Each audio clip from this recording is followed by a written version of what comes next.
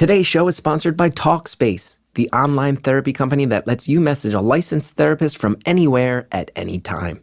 Can't imagine fitting another appointment into your life? Well, with Talkspace, therapy is as easy as sending your therapist a message. No commutes, no leaving the office, no judgments. I love therapy. I love it. Stand by it. Love it to this day. To match with a perfect therapist for a fraction of the price of traditional therapy, go to Talkspace.com/beautiful. Use the code BEAUTIFUL to get $45 off your first month and show your support for this show. That's beautiful at Talkspace.com/beautiful.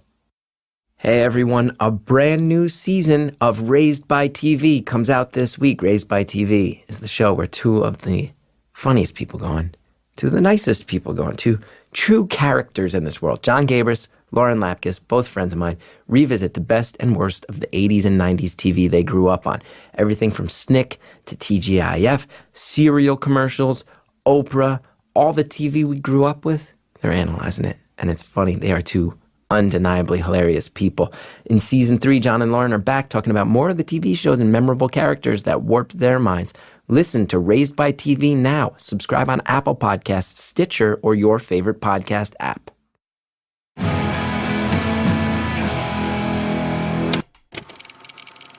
Hello to all my karaoke lovers. Beautiful Anonymous. 1 hour, 1 phone call, no names, no holds barred. I'd rather go one-on-one. I think it'll be more fun, and I'll get to know you, and you'll get to know me. Ladies and gentlemen, welcome to another episode of Beautiful Anonymous, a show where people listen to each other. That's pretty much the whole thing. We listen to each other around here. Someone talks for an hour, the rest of us listen. What a novel, crazy concept. Listening. In 2018, welcome to the show. Thanks to everybody who supports the show. Thanks to everybody who came out. I plugged it on the show twice hard. So many people came out to my neighborhood, Jackson Heights, for that show we did. Support a state assembly candidate, Catalina Cruz. I'm telling you, it warmed my heart meeting you guys there. People came from all over. People came all over the people came from Jersey, met some people from Bergen County, met some people from Long Island, from the Bronx. People came from all over to my little neighborhood. We had 200 people at that show. You don't get 200 people at a comedy show in Jackson Heights. There's no comedy shows in Jackson Heights. Thank you for coming out. Such a pleasure to meet you all. I got more shows coming up. Minneapolis this weekend. Acme Comedy, one of the great clubs in this country. I will be there. And I hope to meet you guys there in Minneapolis. Come on out. Ticket link is at chrisgeth.com. The new and improved chrisgeth.com. I got all my ticket links up there. It's a much slicker website now. Easier to use. And also some info on there about my new book and some pre-order incentives, including some that Beautiful Anonymous fans might be very interested in. Maybe order the book, send a proof of purchase. I'll record your outgoing voicemail message for you. All the info at chrisgeth.com. Check it out.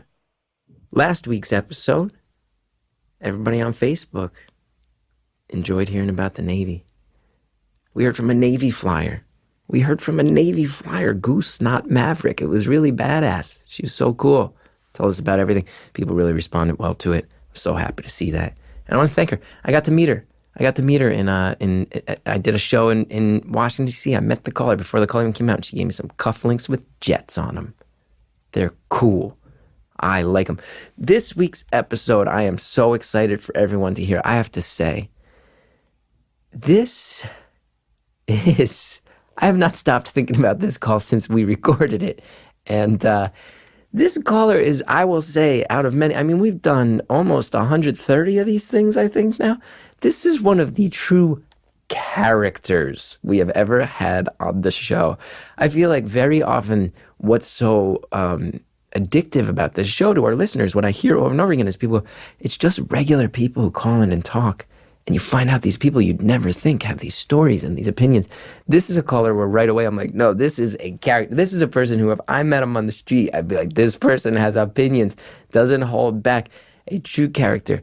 We're going to hear about love and drug use and rampages. And then on top of all of it, here's what I think is so cool.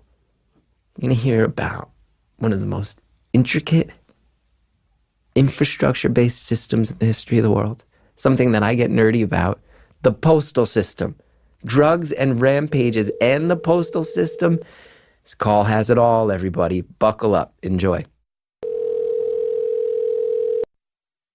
Thank you for calling Beautiful Anonymous.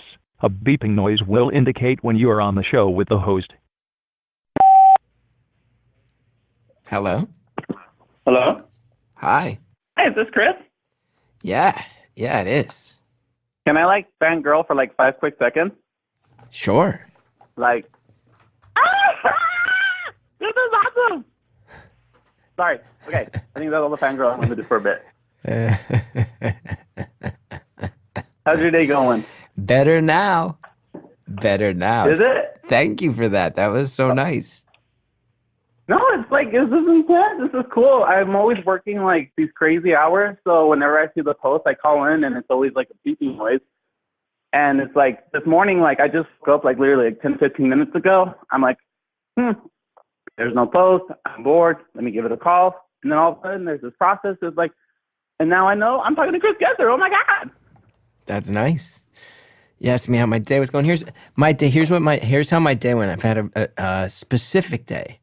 I took a Brazilian jiu-jitsu class at 9 a.m, taught by Eddie the Wolverine Cummings.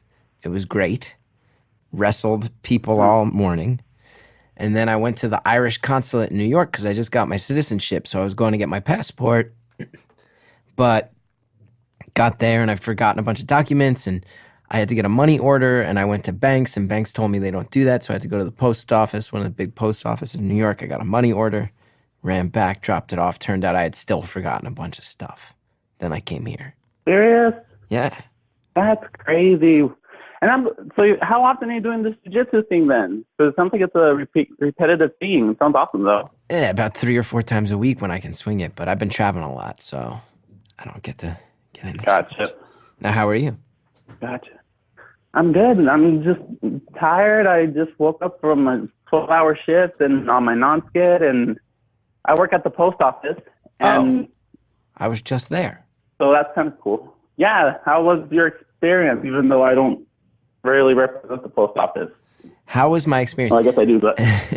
Now, this is a loaded question, isn't it? Because people tend to have strong opinions on the post office. Yes, they do. My experience was good, and the line was maybe, anybody who's standing in a line is going to think that the line is moving a little too slowly for their own tastes. But once I got up to the line, buying a money order is a relatively quick and painless post office process. And the guy was very nice, showed me how to fill it out. So it all went well. I will tell you, I used to live in a neighborhood in Brooklyn called Greenpoint. And if you ever want to make yourself laugh, I don't know if I've mentioned this on the show before, read the Yelp reviews of the Greenpoint post office. They're like sort of legendary in the neighborhood because people go ape shit about that post office. Really? What kind of reviews? I need to look it up, but like what kind of reviews do they have? I'm curious now. Just, there's things where people will be like, oh yeah, I had to mail 2 packages, went there, stood for 45 minutes. Then the person there told me that I hadn't filled out the customs forms right, told me I had to go back to the line, stood for 90 more minutes. And these shitheads ruined my whole day, like stuff like that. A lot of No. Now, what would you terrible. Like? Now, as someone who works at the much maligned post office, what would you like to tell us? To give some of us a break, maybe. Well, I don't know. It's hard to say. So what I do, I'm a mail processing carrier. So I'm pretty much the person in the background when it comes to your letter that you mail. So like your birthday cards or your bills, I'm the one that processes them through the machine. And so we work at such a fast pace that there is very little time for us to actually take care of the letters in a proper fashion. I don't know. It's hard to say. But like for me, I try to do my best. But there are some people that they've been there for 16 years, so they could give a damn or not about anything. They just I can go on and on about people that just been there forever and they just don't care about things.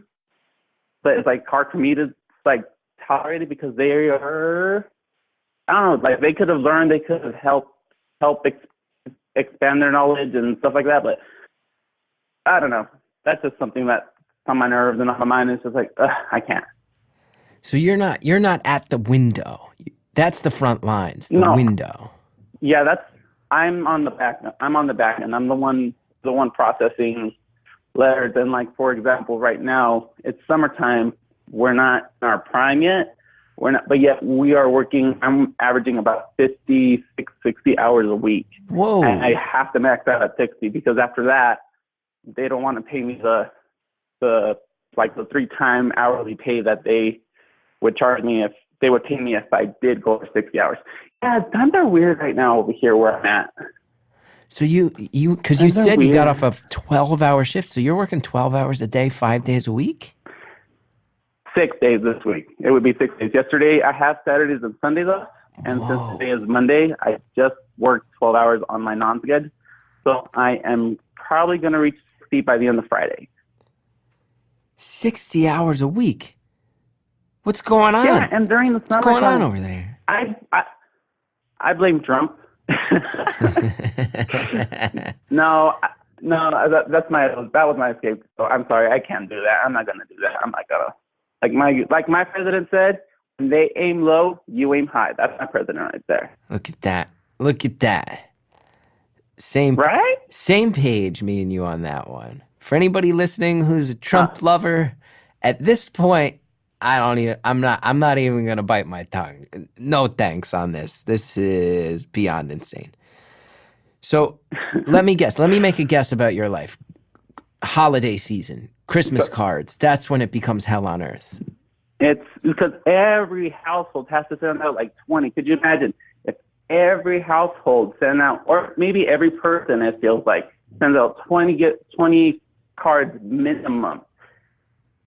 It's just like, it's repetitive as long, and on top of that, so our machines, they're delicate. They're built to run specific letter size cards. Like when you fold them up, like your bill card, like your bill when you get them in the mail, they're that size. They're built for that. They're not built to handle people putting in little trinkets, candies, your little vials of perfume. We had a couple incidents where they would send dish soap and it would explode in the machine. So we realize it's a white substance. They think it's a drug. We have to call the postal inspectors. They turn down the machine. That takes an hour or two, and we're already behind because of that. Oh my gosh, it's an intense thing. It's just like, so you can only imagine just, the time crunch that supervisors are and the time crunch the stress that they put us in to try to get this stuff out. Especially when we find something that looks like cocaine, but it turns out to be dish soap or something stupid like that. Now, I'm going to tell you right now, I'm loving this. I'm fascinated.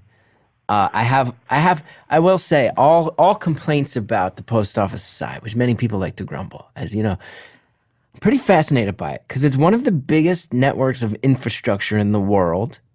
And I forget where I was just reading about it. I just read an article about how for much of its history, the post office was actually very important to American innovations. A lot of technological steps up, a lot of things in like the world of aviation. I believe the post office was kind of on the front lines of developing a lot of technology that we use every day. People don't know this. Really? Well, if that's the case, then that must have been like a super outdated article because our stuff has just like stopped evolving, I guess, or like the technology has stopped evolving or growing because our machines probably could be dated back like 20, 30 years, which I guess is still kind of fairly new. And at the time, that probably cost them like, I don't know how, like for a machine that we run mail on, it probably cost at least $1 million, $2 million at that time. Today it's probably worth like 50,000 or something because of like the software, the belts, like and apparently there's a manufacturer that was making belts for the machines for the feeders, part of the machine that takes mail into the machine, and I guess they stopped making the belts. We had the post office, like the EP guys, had to go and find another manufacturer for those belts. And I'm all thinking to myself, this is a company that was building parts for the post office, and you're telling me that they're not making parts for the post office anymore?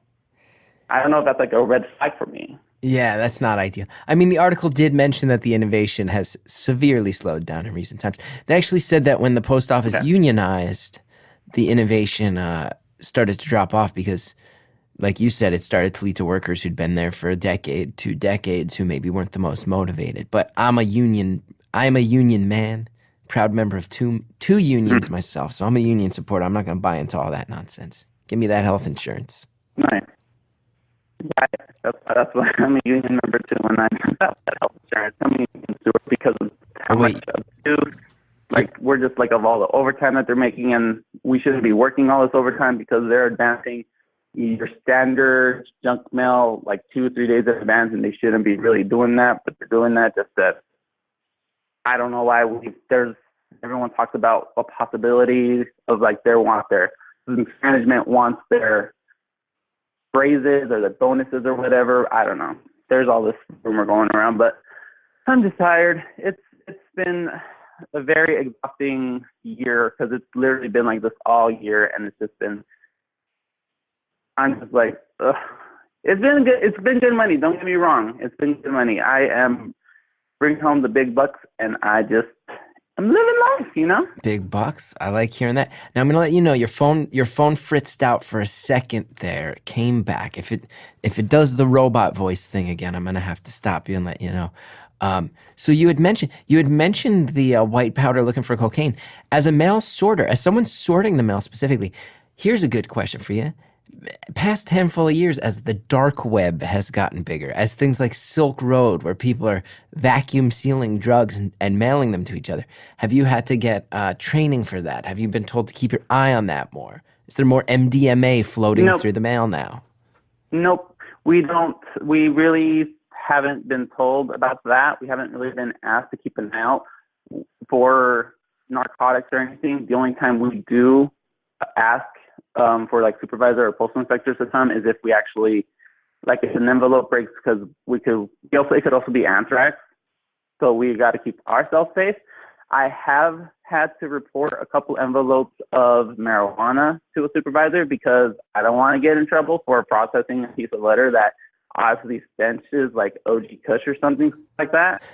So, and I remember this one time I found this envelope. Like I got this tray, a bunch of loose letters, and like I'm smelling around because it smells like a dead skunk. I'm like, what the hell is that? It was so weird. And then like I don't know why I just wanted to smell the tray, and the smell got stronger when I put my nose against the tray, and then I see this big envelope. It's like wrapped like crazy with clear tape, and like there's this little hole, and so when I push in, boom, not just like a slight scent, I got like my nostrils got hit with that scent. Like, dude, like I didn't want to. This is like probably the first time I found weed. So I asked my partner, I'm like, hey, come here, what's it smell like? She's like, oh my God. Shoot, I said my name. That's okay. We'll bleep it out for you. Thank you. So she's like, oh my God, that smells like weed. And then an ET guy walks by. I'm like, hey, dude, come and smell this. And he's all like, dude, so we're going outside later? I'm like, hell yeah. No, I got to turn it in because we're good employees. And then I bet does the post office, like, do they have to report that to the DEA, or do they have their own, like, internal, is there, like, an internal post office, police squad? They have, I guess it's kind of like a police squad. They're postal inspectors, and these people I think they, like, kind of oversee, like, fraud, like, in post office stuff. And I think we have a postal inspector dedicated to our plant, because it's such a big plant. We handle so much mail for within a state. I don't want to say the state because I just don't know how each state works. I don't want to give my location away. Yeah, for sure. But I think we have a couple postal inspectors. So they're always on call. They always come, and they're the ones that deal with like the broken letters containing unknown substance or marijuana. So once they get that stuff picked up, I don't know what happens to it. I really don't. Yeah. Which I'm kind of curious, because that one envelope I found, it had a return address. I'm like, what idiot is going to send marijuana in an envelope suspiciously packaged and put it their return address? And I'm like, it better be a dummy, because if not, God knows their soul. Yeah. For them trying. I don't know. Not exactly hard to crack the case on that one. You don't need to be Sherlock Exactly. Holmes on that. We don't need to have a whole episode Right. of Law and Order SVU about getting to the bottom of this one. Just go to that address. You're golden. Now you found weed, so that's the highest level drug you found. You've never. What's So the? that's the one that I found. Go ahead. Go ahead. Oh no, I was just removing my hat. I'm wearing a hat, but it was bothering me, so I took off my headphones, removed my hat. That's what you heard. So you were saying. So that's the highest level one you found. Yeah. Yeah, my friend, there was this one day, I think like 2 months ago, they had a white substance explode in their machine. Now that one scared me because there was a white substance, and then all of a sudden there's a drug-sniffing dog walking around the building. I'm all like, my mouth dropped, just like, oh shit, things got intense. Wow. What did it wind up being? It's so that ended up being, let's see, I think that was a dish soap or something stupid. But apparently someone had drugs or something in their locker, apparently. I never found out who, because apparently the dog sniffed out something in someone's locker. So something. Well, if they got Damn. if they got you guys working 60 hours a week, 12 hours a day, and you're sorting mail, I would imagine there must be some people in the post office who are popping uppers, right? Keep yourself going. I mean, I could see that happening elsewhere besides at work. It's like, we still want to keep it professional. I mean, I know we're mindless people walking around, but come on, we're getting paid stupid amount of money for doing some of the most simplest jobs ever. Like, ridiculous. Now, this is the second time you've mentioned that you're making coin. How much are we talking here? Sorting mail at the post office, hard week, 60 hours a week, but you've said you're making crazy money. What are we talking here? So I was talking about this to somebody at work. So apparently there's a couple people, I don't work on my days off that often, but a lot of people do. Some people are expecting to make $150,000 by the end of the year. They're on track for that. That ain't bad. But for me, I am probably going to make 80,000, maybe 90,000, just because I don't work around skids as often as those other people. Which I need my 2 days off, or if not, I'm just a major bitch. I'm shady. I'm mean. I'm just like, I have very little empathy for anybody. So, but no, let me listen. This is when I say stupid money. This is what I'm talking about. Okay? And keep in mind, the highest education I have is associate in general studies. Okay. Hold on. We're not just gonna let you refer to yourself as a major bitch and not give ourselves just a moment to soak in how amazing a thing that is to say. Okay, so you have an associate's degree. Now let's continue. Let's continue now. I needed to put it on record that was amazing. I'm not the only one thinking that, right? That's so fun. So to just casually call yourself a major bitch, no, we gotta take a breath on that one. And I think we can all take a breath. And you know what's a great way to take a breath? Is listen to these advertisements for products and services from our fine sponsors here at Beautiful Anonymous. Promo codes on a lot of these. Use them if you're so inclined. It really helps the show when you do. That's a for real thing. We'll be back after this with more phone call. For many of us, the day doesn't start until we get that morning energy boost. I'm talking about coffee. And now there's a new way to enjoy your daily cup of joe thanks to Cafe Monster. Available in vanilla, mocha, and salted caramel, Cafe Monster's shaking up the ready-to-drink coffee category with indulgent gourmet coffee that's only 190 calories, not to mention with 150 milligrams of caffeine from coffee beans, B vitamins, and coffee fruit extract. Cafe Monster offers a simplified energy blend that contains a third less sugar than the leading national brand. In fact, it's 100 fewer calories per bottle than the competition, but you'd never know by tasting it. Instead, you get all the same feel and flavor as your local coffee house, and you don't even have to wait in line. I'm telling you, these flavors, the vanilla flavor, delicious. I've tried it. It's delicious. And you get a kick. You wake up, you're on your way, you just grab it and go. What's wrong with that? Cafe Monster. Chill it down, shake it up. Enjoy. Support for today's show comes from Bombas. the most comfortable socks in the history of feet. After 2 years of research and development, Bombas has re-engineered socks with innovations to make them way more comfortable. The honeycomb arch support system, for instance, provides extra support where you need it most, while Stay Up technology ensures that socks stay in place but never leave a mark. And the super soft cotton material keeps you warm in the winter but cool in the summer. Better yet, because socks are the most requested item in homeless shelters, Bombas donates 1 pair of socks for every pair they sell. Over 7 million pairs so far.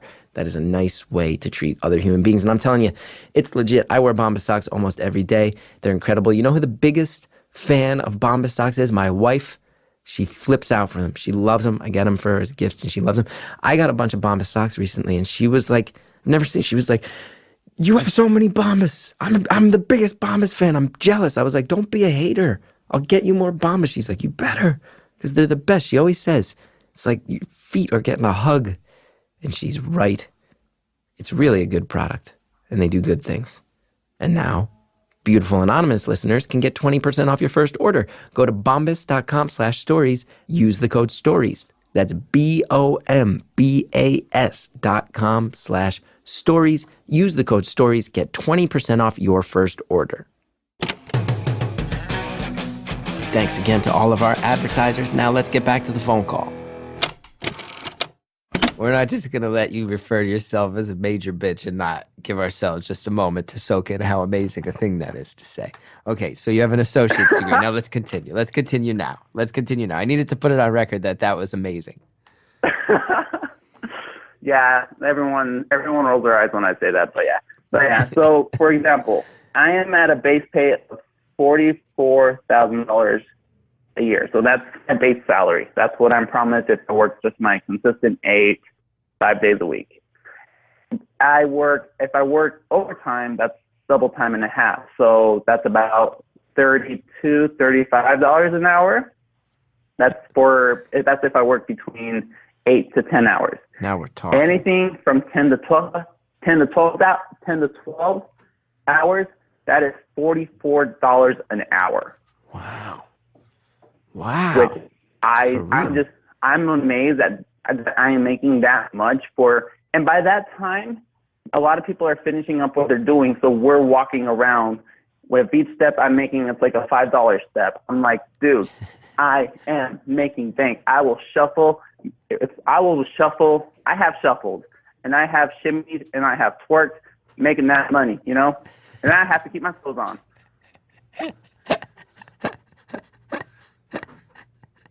That's when I say I'm bringing in that money, I am bringing in that money. Like, hey, you make that twerk money, twerk level money. Yeah. Now talk to me here. So when you're sorting mail, it's using machines. So how much by hand? Because I'm just envisioning a lot of paper cuts. Is this an issue? When there's cardstock, tons of paper cuts. If you look at my hand right now, it looks like I have traveled through a desert with a cat. They're dehydrated. They're scratched up all over. I don't own a cat. Yeah, paper cuts get pretty bad. A lot of it, since the machine works at such a high pace, the machine can process up to 33,000 pieces an hour. So, and we're expected to, the minimum we can run it is 25,000 pieces an hour. So we have a lot of mail running at a time. And when they come out at the end, we have to make sure that they stay aligned so that nothing gets out of sequence, because that's how it's a two-person job, really. So one person will feed the mail into the machine. Second person will be on the other side making sure nothing gets out of sort, because that's how the mail carriers get their mail in formation. And I think that's the word, formation, sort, and process. I don't know. But yeah, so it's a matter of keeping mail nice and tight and neat. And that's where you get all your paper cuts and cardstock. So. Wow. So cardstock's your enemy. So when some company's sending out those like mailers about how they have a sale and they come on that that's not cardstock. That's more of a cardboard. But are you just like, son of a bitch, no one even reads these. These go right into recycling. I'm getting my hands cut up for this wasteful bullshit. It's not wasteful. It's at $45 an hour. It's not wasteful, honey. This is my livelihood. Hey, honey, I'm not talking about you. I'm talking about it's wasteful. These people, I get these things. I don't even open them. I get all these things. Every time Rutgers University sends me something, I know they're asking for money. Guess what? The closed envelope goes right in the recycling. They can just cut me off that mailing list as far as I'm concerned. That's the wasteful part. I like that we called each other honey in a moment of frustration, by the way. Frustration and also trust. That makes me feel comfortable with you, Chris. I love it. I love it too. I'm just matching your energy here, and I'm really enjoying it. No, it's weird because like you said, people will just. It's a lot of mail. Like when I come home after the 12 hours, I come home like around 3 or 4 in the morning. I will open my mailbox. That's what the mail was from the day before, and 90% of that stuff goes into recycling. You're absolutely right. But you know what? I don't know. This is why I think the post office will be around for the next, in a decade, 2, maybe 3. I don't know. I don't see it hanging around anymore because my husband, he tells me that they're running on a negative deficiency of like $1 million. Like they're losing millions every year. But yet here we are advancing mail. And the people that pay very little to get this mail delivered whenever, they're getting first class treatment. And their employees, the post office employees, they're getting worked like crazy, and they're getting paid ridiculous amounts of money to advance this junk mail. It's just like I don't see a bright positive for the post office in the next couple decades or 2.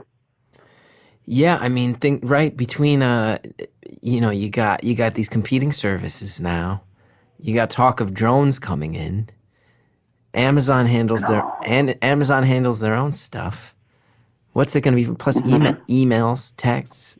We're not living in that age anymore of letters, sending handwritten letters. It's a relic of the past. I think email has already taken its toll on the post office. We don't see as many bills go through compared. I've only been with the plant that I've been for 4 years, so it hasn't really been that long. But people that have been there for 20 plus years, which I don't know why they're still there since they can retire at 20, but still shade. They tell me before they would have this process, a system to make sure the machine is consistently running rather than taking breaks. Now, we can take a break, we can shut down the machine 5 minutes early, take our actual break, leave the machine alone for 20 minutes while we're on break. It's just I think email has already taken its toll, but we actually depend on Amazon because their packages, they go through our plant. I don't know if it's the same with any other state, but for the state that I live in, Prime is another big source of income for ours, which they're short-staffed over there too. So they're working another 10, 12-hour shifts. If anything, there's a couple of days where the employees at my plant that process the letters have to go over there, learn in an hour how to run the machine to process all those Amazon packages. Now, how do you feel about the stereotype of the disgruntled postal worker? This is the idea. I feel like when I was growing up in the 90s, there were a few incidents where postal workers snapped. And it's led to this phrase, the disgruntled postal worker, which is the idea that the post office works people so hard that they break mentally. Or they've gone postal. I heard about that one. Is that a thing? Yeah, Have you heard of that? How do you feel about the fact that when someone loses their mind, gets violent and crazy, there's a phrase called going postal because it's associated with postal workers? At first, I told myself, I got to think about when that phrase came about. That was during a time when mail was the number one way of sending messages across the world. Now the mail is just pretty much seen as a way to process junk mail. So back then it was super important, and if the supervisors got on an employee, I understand. Then the stress was high. Today, I think I can see it now. I won't go postal on my supervisors just because of just the amount of stupidity. I don't even want to call it stupidity because I know they have their reasons, but why the hell are we doing what we're doing? Why? I think I went off on my supervisor last night. So I'm here to help you. Don't tell me to keep doing this random ass shit when it's not part of my job. So I don't know. I try to be the best worker I can be, postal or not. Some days it works. Some days I'm like a super bitch, and I don't give a shit.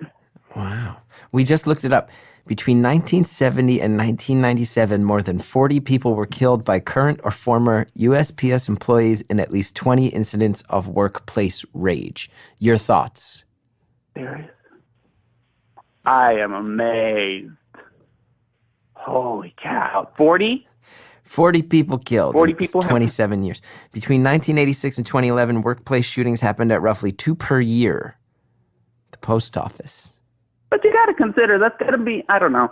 It's got to be like just a normal human trait to want to rage out and take vengeance on your boss or something, right? Like, that's got to be it. It can't just be a postal thing. It's just postal people that's the scapegoat. Scapegoat. I don't know. I can never say that word right. No, you nailed it. Scapegoat. You got it. Now, next question. You work these long shifts. You get home 3, 4 in the morning. You also mentioned you have a husband. How do you maintain a healthy home life and social life working that crazy schedule? Cocaine and liquor. Whoa, let's talk. Cocaine and liquor. I've never done cocaine. I've been in a room with cocaine. I didn't do it. Yeah. Resisted the temptation. Yeah, a ballet dancer in Brazil gave it to us. Gave it to me. Put it in my palm. A big fat bag of cocaine. It was nuts. It was nuts. That sounds like an awesome story to talk about. Yeah, I mean, I've lived a life, man. I've lived a life. Let's put it that way. I got a male ballet dancer in Brazil handing me a fat bag of cocaine back in 2012. I said, okay, this is a life choice right here. Never done cocaine. I did have some dalliances with Adderall. Went a little overboard with that, and I've heard it's similar. I've never done Adderall. I think my husband has, but he told me, he's like, I don't know. I've actually been sober for the last 2 months. You have? I had an incident. Good. What was the incident? Yeah, so Pride weekend, I blacked out off of vodka, and I guess I tried to break the house down, and the cops sent me to jail, and I was in jail for 3 days. And they charged me for intoxication and disorderly conduct with a domestic violence charge. Whoa. Which I was able to get that dropped because it was my first incident, and I told them that I'm on antidepressants. This is the first time that something like this has ever happened to me. So ever since that, I've been sober. Wow. I mean, congrats on being sober. I think that's great. Thank you. It's been a struggle lately. It's been a struggle these last couple of months, but you know what? I'm seeing things more clearly now. So it's something I'm working with. And you said you tried to break your house down? Like what? Like, did you get out like an axe and try to chop it down? What does that mean? Thankfully not. And so apparently what happened is this was on Pride weekend, and we were at a karaoke. I want to tell you what I remember, up to what I remember, and then what my husband told me when I got out of jail. Okay. So the story is, what I remember was, I was at a karaoke bar. We were drinking vodka. Like, I was taking shots of vodka, my drug of choice. And I wanted to sing This Is Me from The Greatest Showman because it's Pride weekend, represent what's up. And I guess the DJ, he's all like, I got enough showing people singing until we close. And I guess that set me off. That's when I stopped remembering what happened. And I guess what happened after that was, when we were trying to leave, I smashed in the windshield of my car pretty good. And then we got home. I fell. They put me in the backyard. I guess I passed out for like a second or two. Then I got up and I tried to kick in the glass doors. And then I came in, and then I started throwing stuff off the counter to the walls, and I threw a plant on the ground, dirty clothes hamper to the wall. It's something I'm not happy that I remember or had no control over. This is like the first time I've sincerely blacked out like that, because a friend of mine came over to try and help calm me down, and she's all like, "You person, I've never seen this look in your eyes. This was not the person that I know." I'm like, this is something I've never experienced, and it scared the shit out of me. So, wow. Yeah. Now, I don't want to touch a nerve here, but some might say that you went postal.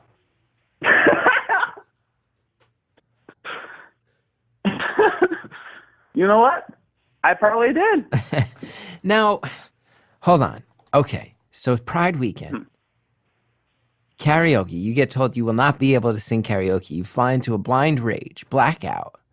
So what do you use to smash in the windshield of your car? My fist.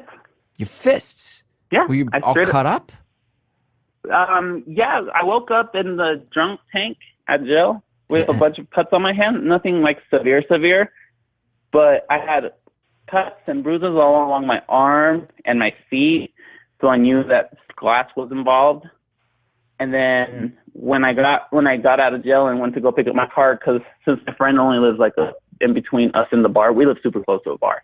But my husband called our friend. She came, picked up my car, took it to the house, because they're telling me that if the cops showed up at the bar while I was doing that, I could have been charged with a higher charge crime, if I make sense of that. So I did numbers on that, and then the house, I don't want to paint it as I pretty much burned it down, nothing like that. But a lot of cosmetic work, a lot of touch-up paint, spackle paint, a lot of stuff like that. But the fact that I actually went through with something, I went through and did something like that, that was enough to tell me, you know what, something's wrong, something's not right with me. I need to figure out what. I do blame work, but at the end, that's not an excuse for the reason I did it and why I did it. Right. And did your husband have to press charges to get the situation under control? No, he didn't. The only reason he called the cops was because he didn't have anybody else to try to calm me down. The cops were the ones that pressed the charges on me, even though my husband didn't want any charges pressed at all. Because they picked me up at my house. Yeah. Which I'm thankful for. He's a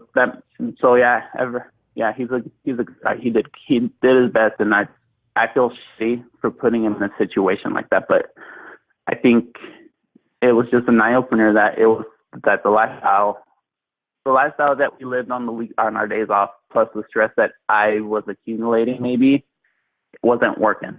Right. And now you said you were drinking vodka. I will say, here's the thing. I'll just ask, because you've gone there. Were there other substances involved? That day, no.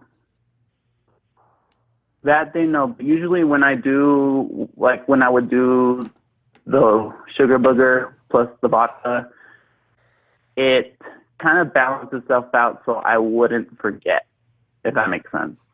Right, you got the cocaine is such an upper, and then the alcohol's a downer, and you kind of meet in the middle on that. Right. Wow. Right. So I was able to still function properly and still keep my cool, but still have a good buzz and bust out some Bodak Yellow while rolling around like a fucking idiot in our basement. Yep, pretty much. So, did you say sugar booger or booger sugar? Booger sugar. Booger sugar. Yeah, I thought you said sugar booger, which I would imagine is a different thing on some level. Who knows? Keep in mind, I just woke up, so I probably got bored. I'm not one to judge. Mixed around here and there, so. So I'm happy to hear you're sober. So for the last 4 years, your life has been working 60 hours a week at the Postal Service, getting your hands cut up by cardstock, and then on the weekends, you go out drinking hard and you do a bunch of cocaine. Pretty much, which I don't know how I survived 4 years doing that. Well, I've known my husband for 5 years, and I've been doing this, working at this plant for 4 years. So yeah, that's pretty much been our livelihood. And so this is like a new chapter in our lives together, because it's we've been a partiers, we just enjoy our time and have fun, and we go with it. And my husband, when I got through, I told him, my husband's all like, what the hell are you going to talk to him about? I was like, post office and cocaine. He's like, why would you just talk to a stranger about something stupid like that? Don't get your personal life out there. I'm all like, but it's my life. It's my livelihood. Why would you judge me? Now, is your husband going sober as well? No. Well, he's definitely we haven't done cocaine in 2 months together, so he hasn't done it same time with me. He does drink, but he's not drinking as excessive as we were. He enjoys his bottle of wine during the weekday. He has his whole case of beers on the weekend. He'll go out to his friends, because I work nights, and so he will go and hang out with his friends and stuff. So he's been taking it back too, because his job is also stressful.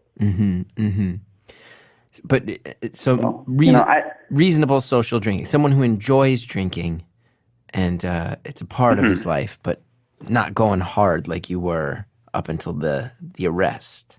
Right.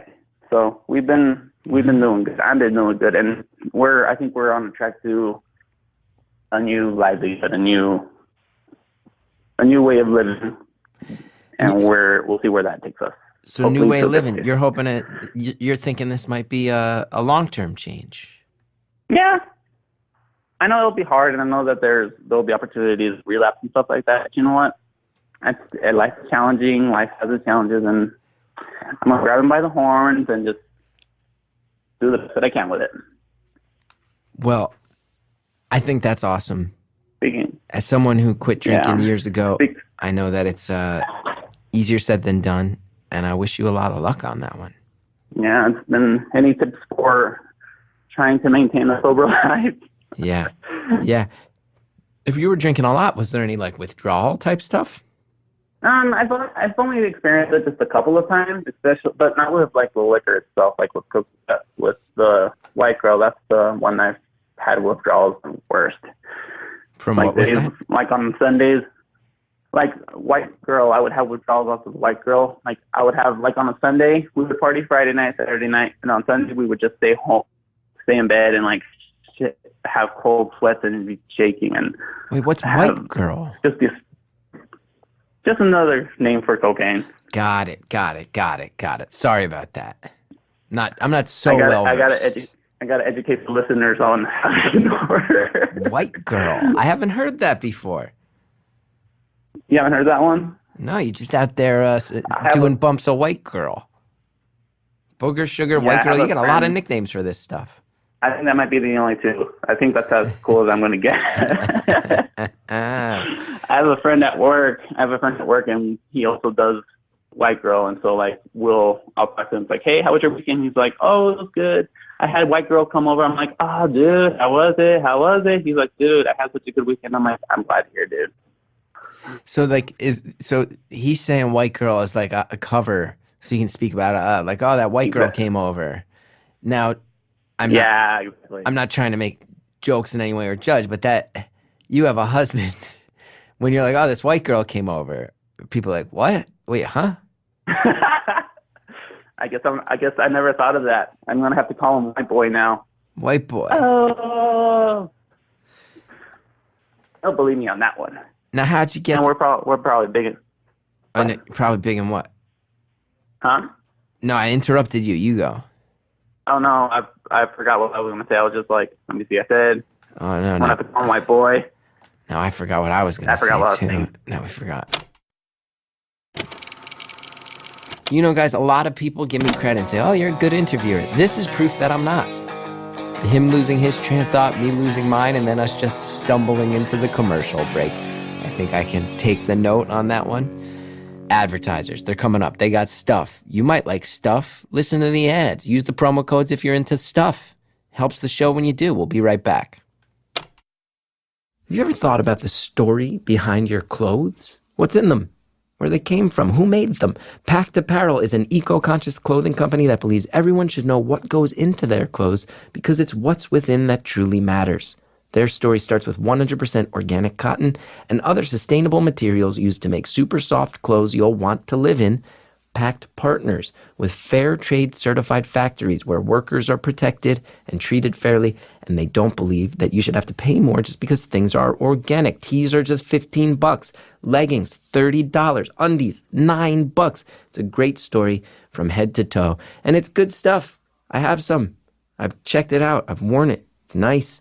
And we do have to protect the environment. I'm telling you, my wife reminds me every day. It takes so little effort to see if the things you're buying, the things you're consuming are done in a responsible way that's going to help the earth instead of hurt it. What a beautiful thing that Pact is doing. It's a company worth supporting. Head to wearpact.com to outfit what's within you. And enter the code BEAUTIFUL at checkout for 25% off your first order. That's wearpact.com and the code BEAUTIFUL to save 25%.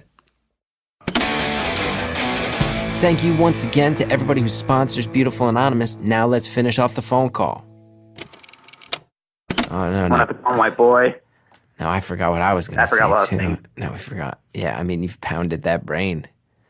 Oh, how'd you and your Yeah, husband get well, together? ChristianMingle.com. I'm calling I'm just kidding. bullshit. Calling bullshit on that. Total.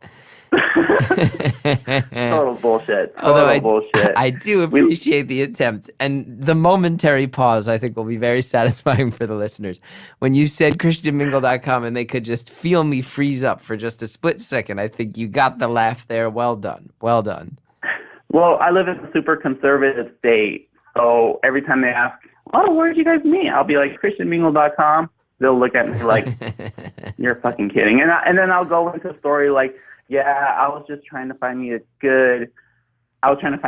good religious girl with really traditional ideas, and then he was catfishing. I found him and we'll tell him about that story."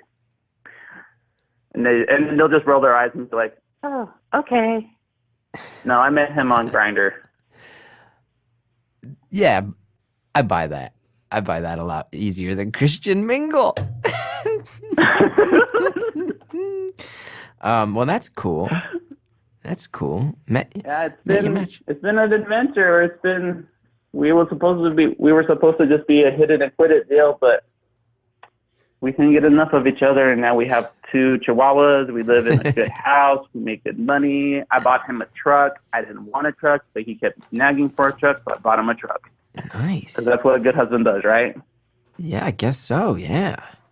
Bought him a truck. What's he do? He works as a hiring consultant. He does a lot of HR work when it comes to hiring people. Okay. Yeah. So between the two of you, he has his stresses. You're bringing in good living between the two of you.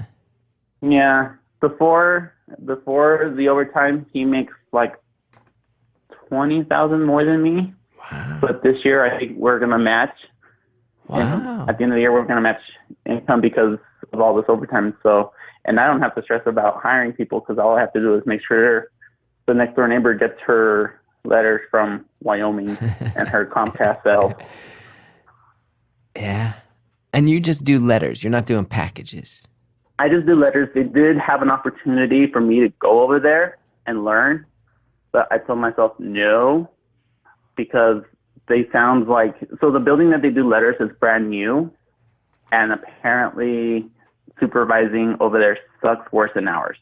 Like, it's run more by the employees than actual supervisors. So I'm like, yeah, that's enough stories for me to know I'm not going to be happy there. I could talk to you all day. You got something to say about everything, huh? I like it. I like to think that I have stuff to say. I like it. I don't know if it makes sense at times. Thank you. Now, and go ahead. You got together 5 years ago, or you got married 5 years ago? No, we got together 5 years ago. We actually just got married this February. Oh, congratulations. Thank you. We've been married. I guess I was the type of person that can keep an engagement going as long as possible. And then I guess one day in February, he's all like, "Are you going to marry me or not?" I'm all like, "Yeah, I'm going to marry you. That's why we engaged. We got engaged to each other." He's like, "No, but we've been engaged for like 2 years now. I need to know, is this happening or not?" I'm all like, "Yes." And he's like, "Okay, then we're going to get married this weekend." I'm like, "Wait, what?" And so he drops his bombshell on me. He's like, "Yeah, we're going to get married this weekend." I'm like, "You got to give me at least 2 weeks so I can take some time off." And he's like, "Okay, fine." And I'm like, "Okay, so we're going to go to the courthouse?" He's all like, "No, we're not going to go to the courthouse. We're going to go do something fun and fancy." I'm like, "What do you mean?" He's like, "We're going to go to Vegas." I'm like, the fuck? I love it. Yeah, we got married in Vegas. So you just took off to Vegas. You have friends, family come? Did people from the post office fly out? We didn't have any post office people come. We had very little family, a few friends. I think a total of 20 people showed up just because it was so last minute. Like, a lot of people weren't able to take the time off. A lot of people couldn't find a sitter. So we had very little people. And so we had like 20 people show up, which, to be honest, the smaller the better, I think. I tell you, I had like 200 people at mine, and it was a little bit much. I am jealous to hear about your 20. Jealous. Yeah, it was nice, and I don't know if I can be happy around 200 people. Like, just to have, for you to be the center of attention for 200 people. But then you're a comedian, though. Yeah, you get on stage. I'm not trying to call you out or anything, but like, Now come at me, I dog. think you're more. Yo, no, I can't do that. I was gonna try to act tough, but I'm too much of a softie. I can't. So you're calling, but yeah, you're not calling me out. That's just a fact. I mean, I do. I get on stage. It was more the logistics. It was more feeling responsible for everybody's good time because everybody stayed for a whole weekend at this summer camp. I was like, man, I hope everybody has a good time. This is not. We really are in over our heads trying to plan all this. Yeah, I can feel that because our idea was actually we're going to get married in Vegas. Whoever makes it there, and then we're actually going to have like a reception party here where we live, Mm-hmm. and then invite all the family and friends and give notice. But we ended up we thought about it, and like 2 months later, we're all like, you know what? We're not going to throw a party. The money that we would have spent on a party, we're going to just spend on traveling. We're actually going to go camping next weekend. We're going to go to New Orleans. In October, we're gonna go to New Orleans during Halloween, so I'm excited for that one. Yeah, that's great. And then we're gonna go to New York during Christmas time. So we have New stuff York? planned. So I'm excited for that. Yeah. Oh, nice. I thought you said York, like the small Hopefully. city in Pennsylvania. I was like, wait, what? Going to New Orleans? Oh no, New York. Going camping. We're gonna go to York, Pennsylvania. Huh?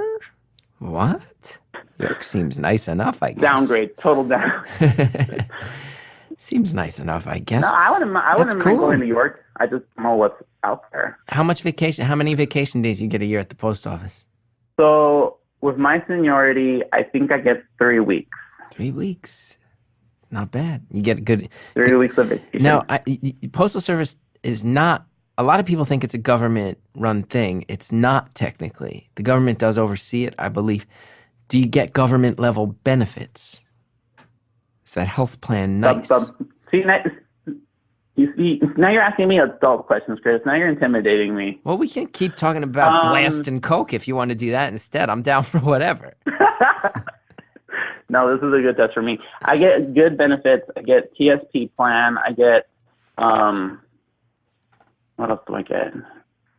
I get all these little things that help me out. I've asked them about tuition reimbursement, which is a big one for me because I want to keep going to school. Because if I keep staying there, I'm just going to get dumber and dumber at the year. So I want to go back to school. They don't get back to me about tuition reimbursement, but I know it's there. Wow. So I think I get good benefits and I get good, benefits. It's pretty sweet. It's been good. Pretty sweet. Yeah, life is good, dude. Life is always good. That's awesome. Now, being recently sober, but being someone who historically parties pretty hard by most people's standards, you still going out on the weekends? You still enjoying yourselves? Is that tough, or do you have to maybe hang back, hold back a little bit? This is where the bitch part comes into play. I will sometimes have to be a bitch because for me, I can do coffee. Instead of drinking, I'll do coffee or fruit juices, and I don't mind people drinking around me. I really, really don't. It's only when they start forcing me and like peer pressuring, hey, bro, let's get some brewskis in you. Come on, shot. Hey, you want a bump? I'm like, no, bitch, get away.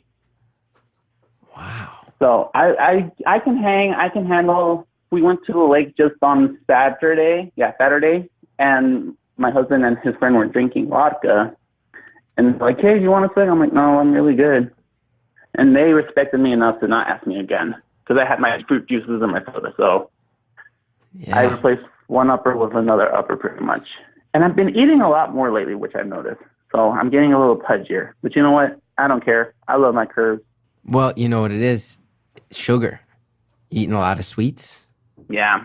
Because your body, I've always heard that alcohol and sugars kind of break down in the same way in your body. So your body's craving that kick. I believe that. Yeah, I can totally see that. Look at that. And to be honest, I just prefer it. Sugar is just another type of legal substance that gets people high, pretty much. So yeah, I do like it myself. What is? I've been trying so hard to watch my diet. I've been losing weight with my jiu-jitsu, but man, I like a good dessert. Nice.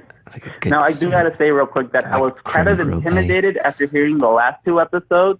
It was the lady going to jail and then the guy coming out. I'm all like, these are some pretty deep and some pretty, like, really heartwarming, like, tear-jerking episodes. It's like, I don't know if I ever got on, I would match it. So I hope I'm doing the listeners some justice. I think you've brought the heat. And they're doing the show some justice. I think you've brought the heat. You think? I mean, you've told us about the inner workings of the USPS, and then also told a story about how you once tried to knock a house down with your fists like the big bad wolf. I think you're pretty good to go. You got all blasted on substances and tried to punch a house down with your fists. Wound up in jail for 3 days. Yeah, I'd say you've brought a couple things to the table, my friend. Hell yeah.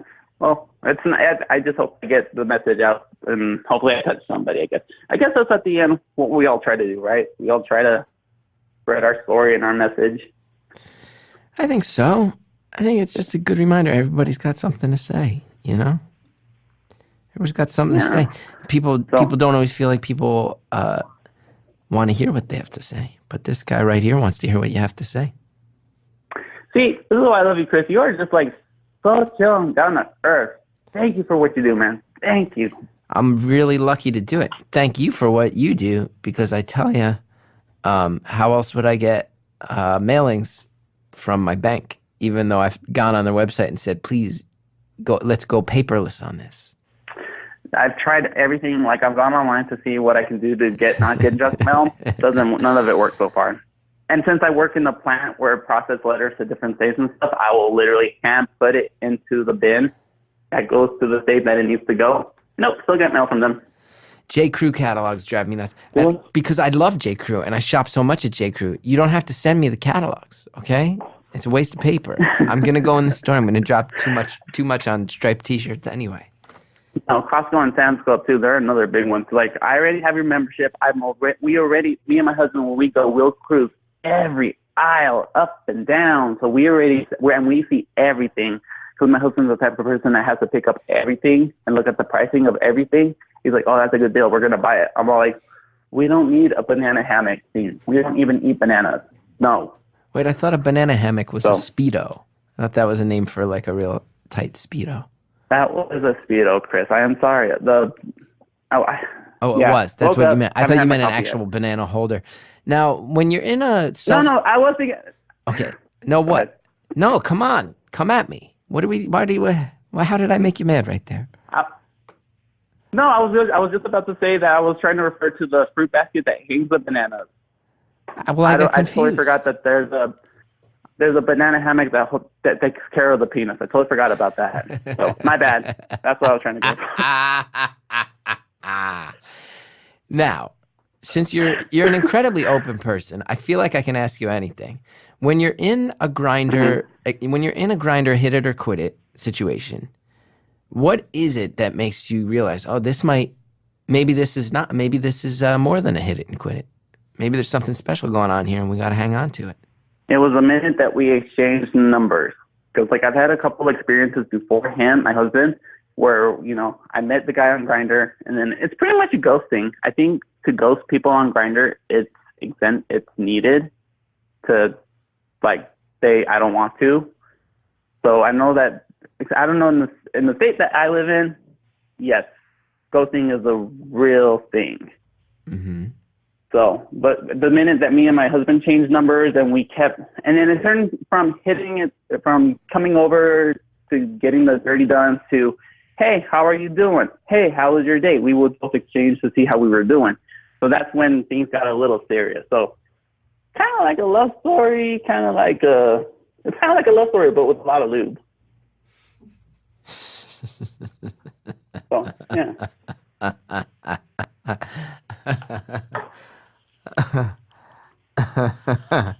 Sorry, too much.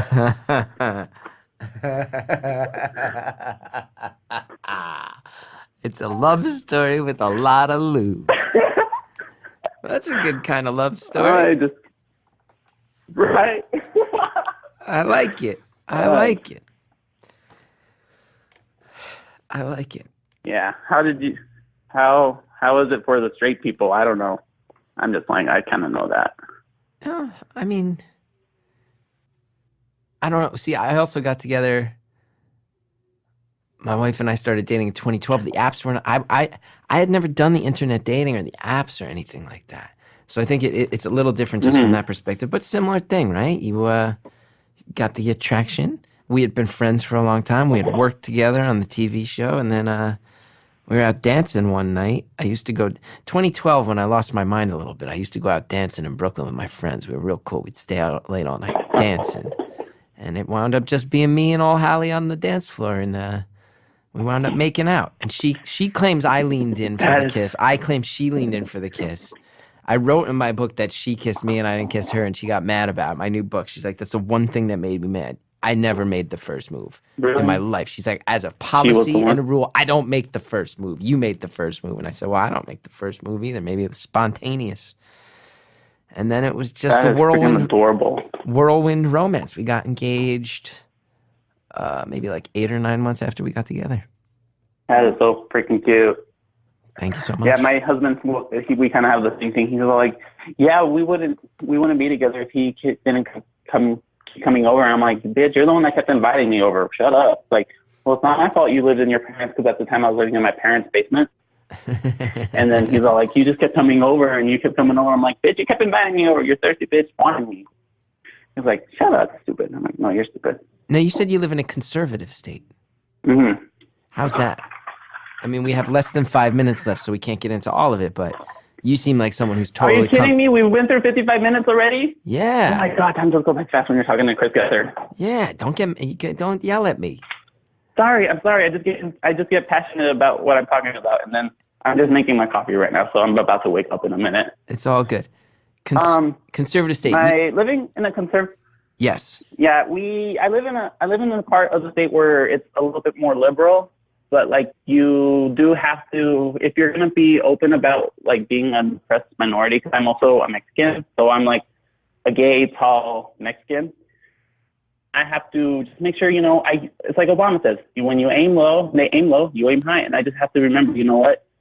This might be their first time meeting someone of strangers. Like, I can't be a total bitch to a stranger. I have to show them love and compassion.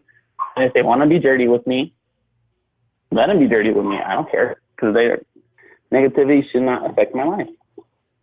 I try to make the best of what I have and what I can get, and I keep moving forward. I don't know. Did that answer the question? It does. I think that's a super thoughtful response. Here's a weird question. Again, we don't have so much time to answer it. So you say you live in a conservative state, you're gay and Mexican. Which do you feel like you get? Do you have ignorant people give you more shit for one or the other, or is it an even split? This could be another episode. But so my family isn't happy about me being gay, so I'm kind of oppressed there. Although they have met my husband, they are welcoming to him, but it was a battle. Mm-hmm. Being a brown skin person in such a conservative state with a lot of majority white people, I just have to keep my cool around things. Like if there's an open person on the table out in public, I just got to make sure I keep 10 feet away. Because I have had moments where people will start walking towards me, and they're going to confront me, but then I just keep walking and they kind of like catch themselves, like, oh, I'm going to go talk shit to this tall brown dude about walking up to a person. So it has its challenges. I haven't been super duper impressed, but I mean, like, I don't know. I'm a lover, not a fighter. Well, I try to be at least. I think that's great. I think it's a great way to be. I'm sorry. I'm sorry you have to even think about any of it. It's a bummer. It's a bummer that it even has to come up. I'm not, because if anyone's willing to listen to me, they'll hear my story, and hopefully they can reflect on how they've treated others, whether they treated brown people different or people that act more flamboyant different, or whatever. So I hope people can reflect on their actions, how they treat other people. I didn't realize I was such a super bitch until I started working all this overtime, and I'm just grateful for the job that I have. It will never not be funny to me that you casually refer to yourself. You must have called yourself a bitch about 35 times in the course of 1 hour. You know what, dude? Because I know I'm not going to, because if someone were to call me something degrading like that, like accused of being a dick or an ass or a bitch, I'm not going to get hurt by it. Why? Because I know I am. I call myself a bitch like maybe once every 3 months. Like if somebody pushes me when I'm playing basketball. Way, right? If somebody pushes me when I'm playing basketball and I don't say anything about it, I'm like, oh, that's a little bitch about it. That's hilarious. Now we got less than a minute left. How do we want to sum this thing up? Oh, excuse me. For people to just, you're good. It's just people live their life. What if you want to wear a funky hat that you're not too crazy about and post it on Instagram so people can call in? Live your life, dude. Jade. I like that hat, and I like you. I like you for living your life. Thank you for letting me behind the scenes at the postal office and into your life. And I'm glad you're doing better, and I hope the sobriety keeps working for you, and that you calm it down. I in that appreciate sense. that, Chris. Thank you. Thank you. I appreciate what you do, and keep up the good work and keep representing that hat, man.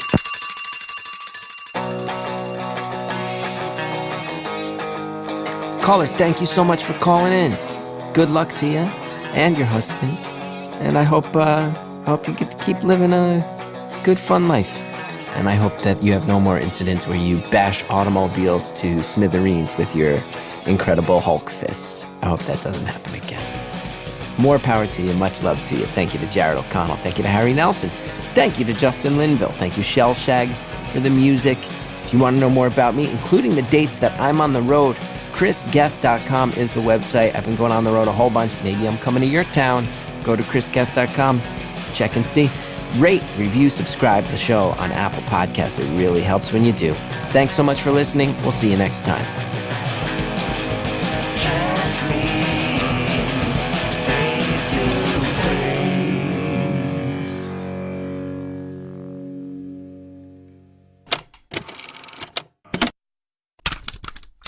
Next time on Beautiful Anonymous. Now, coming to the West, wearing a headscarf, I am sure you have dealt with some stuff. So here in Canada, I did not feel out of place. People are very respectful, very understanding, very inclusive, and I love that about Canada. Kudos to you, Canada. Look at that. Yes. You ever take any weekend trips down to America? Yes, I have. How are we doing? Let me tell you, it doesn't feel the same. That's next time on Beautiful Anonymous.